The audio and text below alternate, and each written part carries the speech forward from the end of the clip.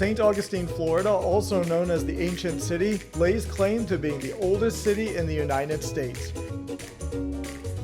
And while this place is full of some incredible history, it's also home to some fun and exciting family attractions and activities. But we've only got 2.5 days to discover it all. We have arrived in St. Augustine just a little bit too early to check into our room, and we were looking for a place to have lunch. When we looked on the TripAdvisor app, there is a place called Woodpeckers Backyard BBQ, which is ranked as #1 for St. Augustine on TripAdvisor. But frankly, it was a long drive out into the country. The parking lot's crowded, so that's a good sign. When we finally arrived, I knew that it was going to be an authentic Southern experience when I saw that the parking lot looked like this. And further, we were welcomed by this guy.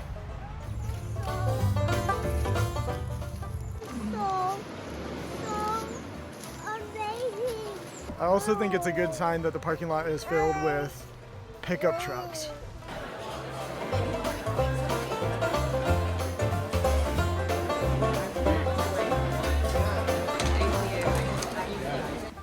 I got the brisket plate with some collard greens and the datil corn, which the datil corn is like a cream corn. It's a little spicy and it has some bacon mixed in with it. It's really good.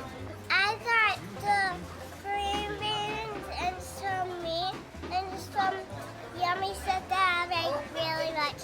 Bye-bye. Is it good? A pork, and I got collard greens and macaroni and cheese, but I'm really excited they have Carolina vinegar barbecue sauce.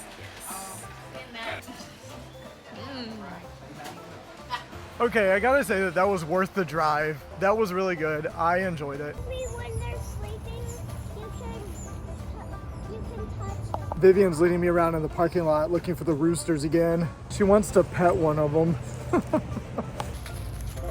Don't chase them. So right now we're doing my favorite thing. We're at the Saint Augustine outlets. Anthony really doesn't care about walking around the outlets, but I love it. So that's what we're doing right now.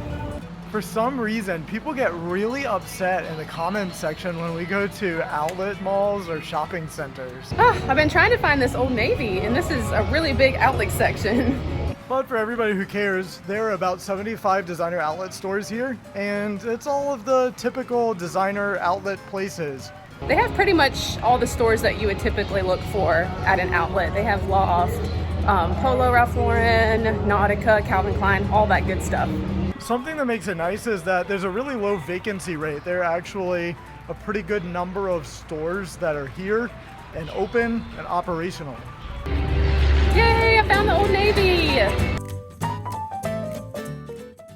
The kids and I have headed into the food court and we're just getting something to drink. And Vivian is hanging out of the Claire's store.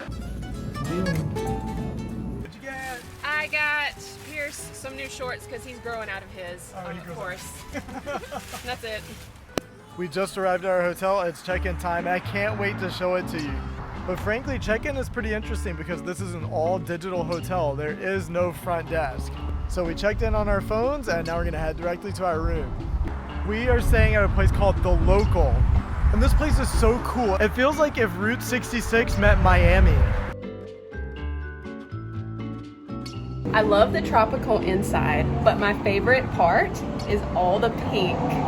This is a nice and spacious room. There are 2 queen beds, a dining area, a small closet, and of course a bathroom.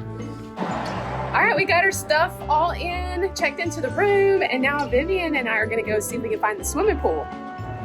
You actually can't see it from the road. The only way that I knew that there was a swimming pool here was because I looked it up online. So we'll see what happens. This is the cutest lobby ever. They even have an espresso machine. Fancy. Okay, I think we're close. I see a gate and some umbrellas, so it must be back this way.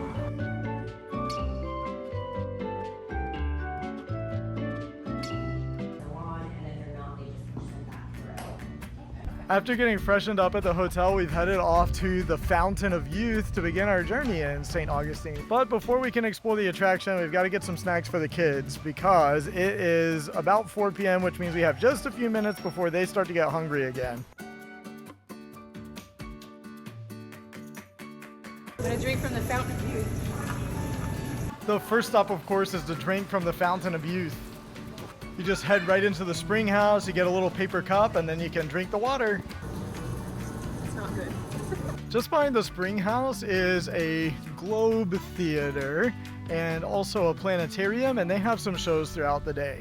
Next, we're off to a burial exhibit for some of the Native Americans. You're looking at the Christian Indian burial grounds in the United States. Skeleton.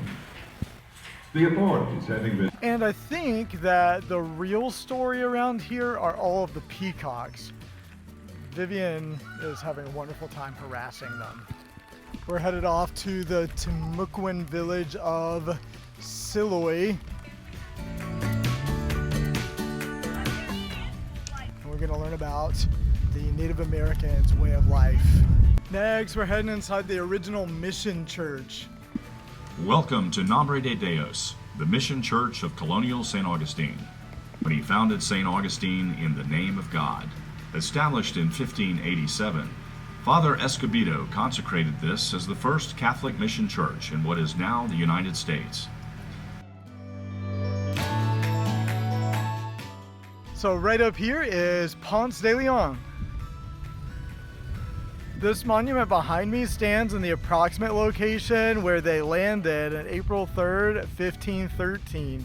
All right, we're gonna climb to the top of the Spanish watchtower. I bet the views are gonna be spectacular.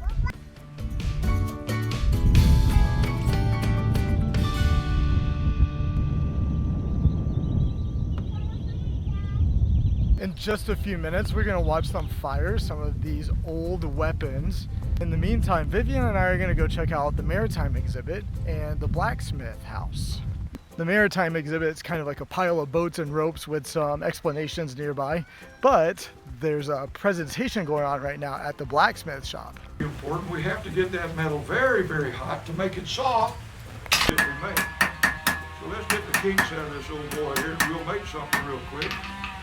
457 years ago, their nails were square like these guys. They were square. And we could make them whatever size the carpenter needed. Now it's time to head back across and watch the cannon show. Crossbow, that's right. The crossbow was invented around 600 BC in China. And during this time, this was considered to be state-of-the-art weaponry.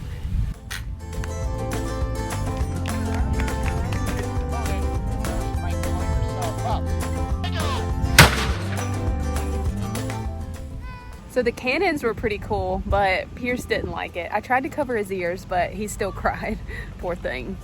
So the cannon fire was pretty loud, but they only used 2 ounces of gunpowder instead of 2 pounds of gunpowder. Okay, we missed the show in the planetarium again, but we made it in time for the other show, so we're gonna go see that one. Daniel Boone and Davy Crockett were waiting in interest to Flash Gordon and Buck Rogers. The space race was on. Another famous voyage in American history was that of Ponce de Leon in 1513.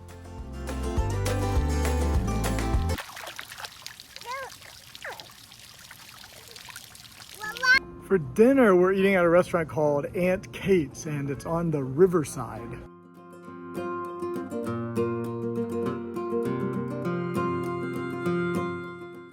There's a pier right off of the restaurant, so me and Vivian are gonna go check that out. So the bread arrived, and there's some daddle pepper cornbread, some Johnny cakes with honey, and some pumpkin bread. This one's a little strange. It has a different flavor. I do like the Johnny cakes. Those are good, but the best one is the pumpkin bread. Very good. I liked all of the bread, and it didn't take us very long to get most of the basket knocked out. I got the Cajun shrimp pasta. And I got the grilled shrimp and the rice. Well, Pierce is going to bed. Anthony's staying with him, and me and Vivian are headed to the pool. Oh, I was really excited because there was like a floaty there that I can sit on. And now I'm really excited because we're going right now. You wave?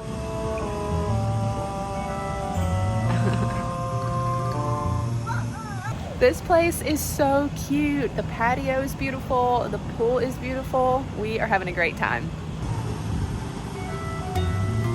I can really swim really good. Yeah, you can. We had a really great time at the hotel last night. This morning, we are headed off to the Trolley Tour, which is one of our favorite things to do in St. Augustine because it allows you to hop on and hop off and learn all about the different attractions in St. Augustine.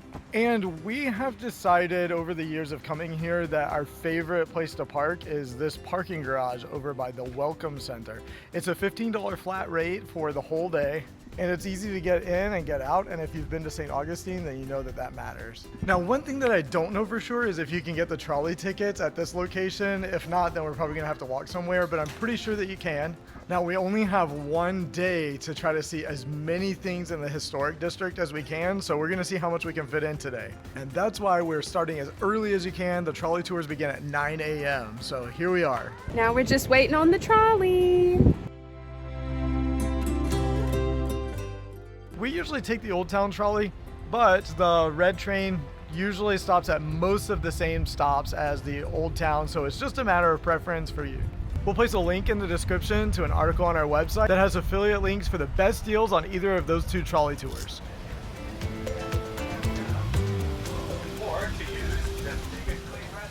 Excited? Oh yes. Are you excited? Why bother? Because Our first stop is Potter's Wax Museum.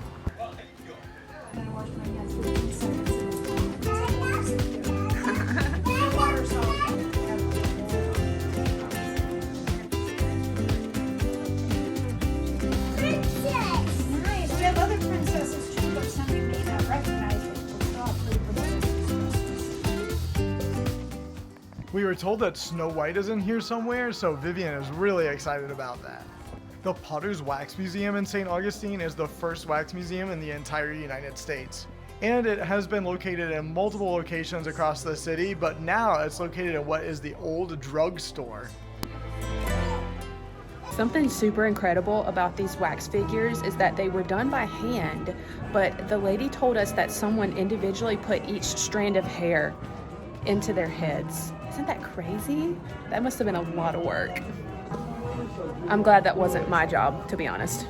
This Donald Trump wax figure is cracking me up though. I don't know if that's a very accurate depiction, who knows. In this section is Henry Wadsworth Longfellow, Ernest Hemingway, and William Shakespeare. There's also Ray Charles and Elvis Presley. Elvis actually looks pretty realistic. And some familiar artists like Leonardo da Vinci, Michelangelo, and Rembrandt. And over here is Johnny Depp as Captain Jack Sparrow. And towering high above me here is Michael Jordan. In this hall, there's Cleopatra, Mark Antony, and Julius Caesar. This Star Wars corner is pretty cool. Darth Vader, R2-D2, Yoda, and C-3PO. I gotta say that the Snow White is a little bit creepy.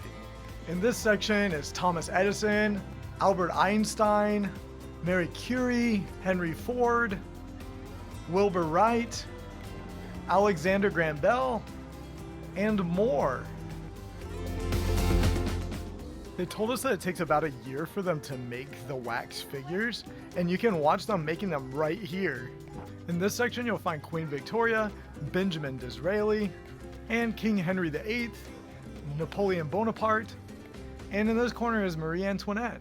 And of course, the next section is Kramer, George Costanza, and Britney Spears. Actually, the Wax Museum was quite a bit more fascinating than I expected. I don't know what I was expecting, but it reminded me of Madame Tussauds in Orlando quite a bit. The stop sign, and as we do, I want you to look over to the right. You're going to see a man on a bench. Trolley stop would have been the city gates, but we didn't get out there. Instead, we're heading over to the Pirate and Treasure Museum and to the Castillo de San Marcos. Cool.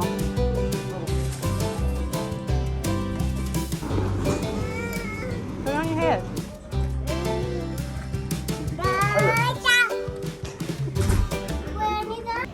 So I'm trying to figure out how to do Vivian's treasure map here. I got to figure out where the things are. This wall over here is so interesting. It has paintings of various pirates throughout history, and it tells their stories on the placards. For this section of the museum, it's like you're boarding a Spanish galleon and exploring it with all of the different exhibits surrounding. Over here is the gun deck.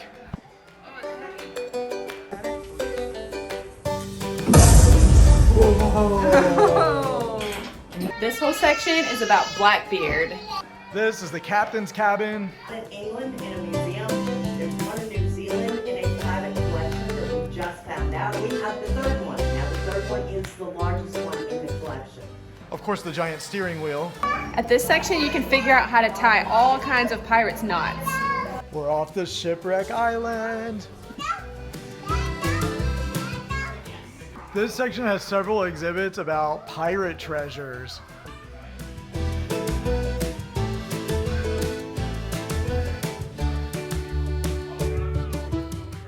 The final room of the tour emphasizes pirates in Hollywood, and the centerpiece of that exhibit is the sword that was used in the Pirates of the Caribbean by Johnny Depp himself, Captain Jack Sparrow. And an eye patch. Cool, that is awesome. You're gonna be a real pirate? Say arr. Arr.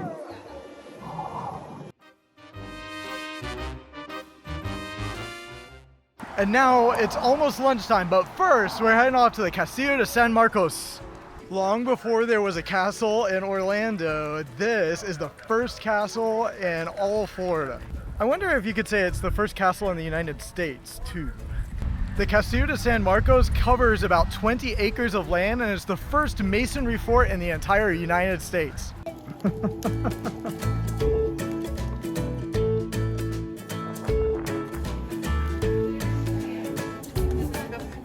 Me and Pierce are gonna explore the bottom half. What are you doing? Yeah. And Vivi and I are going to explore the top.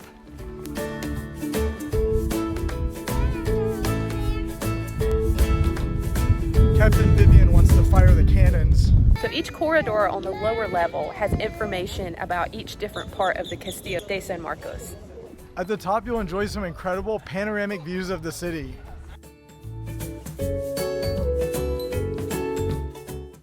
One of them is about the construction and how they actually built the place, which is pretty neat.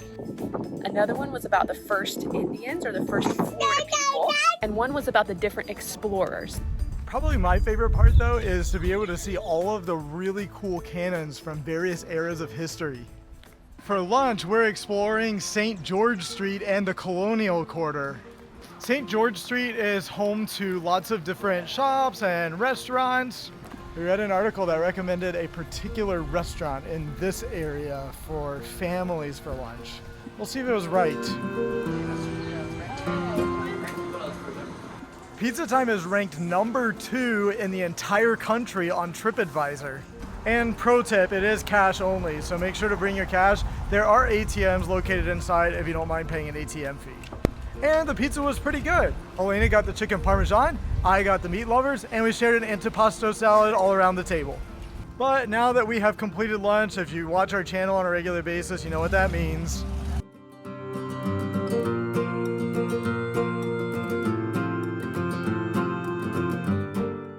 And during nap time, it started raining outside. But it seems to have ceased now, but rain showers are forecasted intermittently for the rest of the day. So we packed the ponchos in the stroller and we're off. We'll place links for our Surviving Florida Essentials kits in the description below.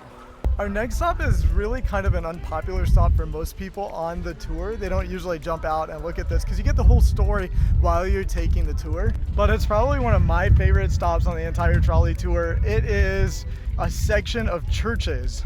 The first church along the way is the Grace Methodist Church. And originally Henry Flagler wanted to build his Ponce de Leon hotel on a particular plot of land that was occupied by the Olivet Methodist Church. So he made a deal with the Methodists that if he could get them to move to a different property, then he would build a church for them. Then the next church that was built is the Ancient City Baptist Church. And legend has it that the Baptists were not necessarily Henry Flagler's favorite, but Flagler had helped the Methodists, and when the Catholic Church was damaged by fire, he had helped them. So the Baptists came and asked if he would consider helping them to build a church, and apparently he said no. But he gave them the land, and if they promised to build the church within a certain period of time and not put a bell in the bell tower, then they could have the land for free, and they would have to raise the money for the church themselves. So they did, and here it stands, and there is no bell in the bell tower. And finally, there's the Memorial Presbyterian Church, or the Flagler Memorial Presbyterian Church. And of the three, I think this one is the most beautiful. It is my understanding that this is actually the church that Henry Flagler attended, but whether or not that's true, my understanding is that there is a mausoleum where Henry Flagler's daughter and Henry Flagler himself happened to have been laid to rest. Now the neat thing is that every time we've been here, you can walk through the gardens and see the building from all sorts of different angles, and none of the angles are disappointing. But the weather is threatening to undo us, so we have hopped back on the trolley tour for now. So the next stops on the tour would have been Flagler College and the Leitner Museum, but we're not really sure that we're going to do the Leitner Museum today. We don't think we really have enough time, although that pains me to say that because I think the building is amazing.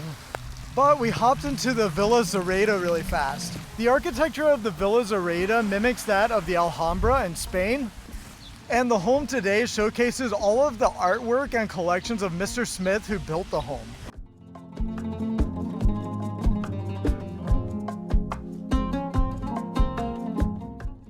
As it turns out, Mr. Smith was the one who taught Henry Flagler about this coquina concrete style of architecture, and it is this home that became the source of the inspiration for the architecture that you see all around Saint Augustine today. Possibly the most striking thing about the home, in my opinion, is that it's built around this central courtyard called the Courtyard of Lions. So the safest place in a museum for me and Pierce seems to be the staircase, because he can't destroy anything and it's keeping him busy. So major points to this museum for having a staircase. Yay! All right, we put on our ponchos and we're ready to go.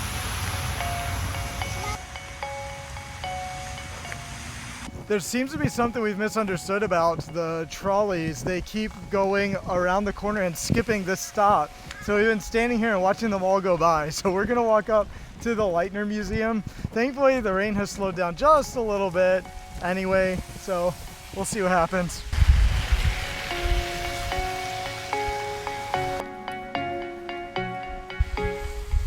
The Leitner Museum occupies what was formerly the Hotel Alcazar. This building is after a Spanish Revival style architecture, and it surrounds a grand, beautiful central courtyard. You having a good time? Yes. Well, we made it to the first stop, which is our final stop. It is the old jail and the old store, and we bought tickets to tour those this morning, but now it is past 5 p.m., so it is too late. I think we're gonna try to check back tomorrow morning and see if we can do these before we go to the Alligator Farm. It's first thing in the morning, and we've headed back to the old jail and the first store.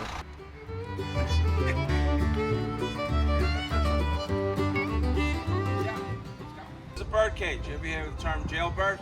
This is where it comes from. See ya. Put you in here 2 consecutive days, no food, no water, nothing. Hang you from that tree 35 feet up in the air. There you go. Yeah, you're free. Get out of there. You're free. I'm surprised she went in there, to be honest. I didn't think she would. So inside of the jail, you learn all about the history of the jail and about Sheriff Perry, which was kind of an interesting character. He was an incredibly tall man, and there were a lot of questionable things that went on here. You'll get to experience what it was like to be incarcerated. Everything should go flying now. Keyword is should. It'll be good after a while. Visit the maximum security section of the prison, and learn some stories about some of the prisoners who occupied this jail. Another interesting area is to check out the kitchen and learn a little bit about what they would feed special guests and also the prisoners. And then you'll step into Sheriff Perry's office. One of the interesting things to me is that Henry Flagler wanted to make sure that the building was actually beautiful on the outside, so it actually confused tourists, and they wandered over to the jail looking for accommodations, only to realize that they were actually not at a hotel. And now we're headed off to the general store. Okay? This is, yes, This is the largest store in St. Augustine. It is the third largest in the state of Florida. We sell everything. If you don't see it, that means you don't need it. You're not going to see anything. What are these weird things covering your eyes? I've never seen spectacles like that before. Yeah. All right. Now, when you get inside, you guys are going to want to touch and lean on everything. Please don't do that, because if you break it, you pay for it. No, you don't. They make me pay for it. I make 22 cents an hour, guys. I'm quite depressed about it. In the front of the general store, you'll see all the different kinds of foods and the way that they were packaged, all sorts of different kinds of fashions, plenty of gadgets and gizmos. And now it's not too loud. Turn the wheel with me. And then in the back is the warehouse, and they have all different kinds of things that have been sold here. St. Augustine was a relatively affluent town because of all of the retirees coming down from up north and all of the tourists that Henry Flagler was bringing in. So there's a pretty wide array of different kinds of home devices. Good job. All right, nice. And now you come over here with me. So what we have right here, guys, is something called the Hamlin Cradle Churn. You take the lid off, you put the butter ingredients inside, put the lid back on. There was a whole row of different kinds of washing machines from the time. Pierce's favorite part was this little baby. What's this?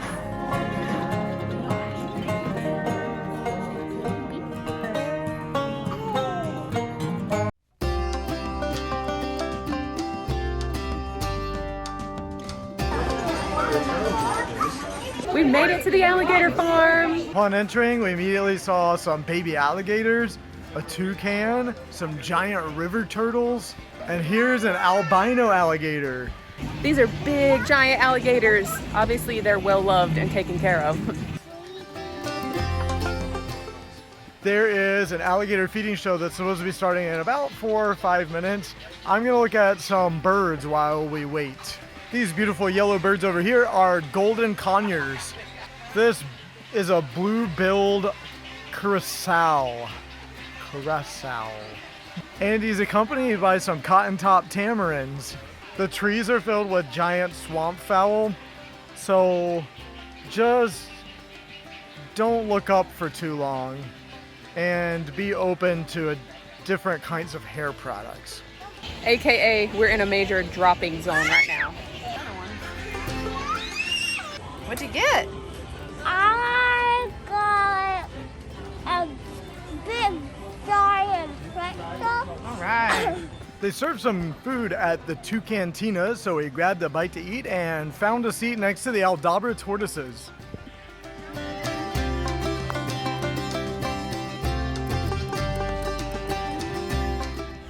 There's also a Birds of Africa exhibit, some lemurs, an exhibit called Oasis of the Nile, and of course there's a Nile crocodile in there.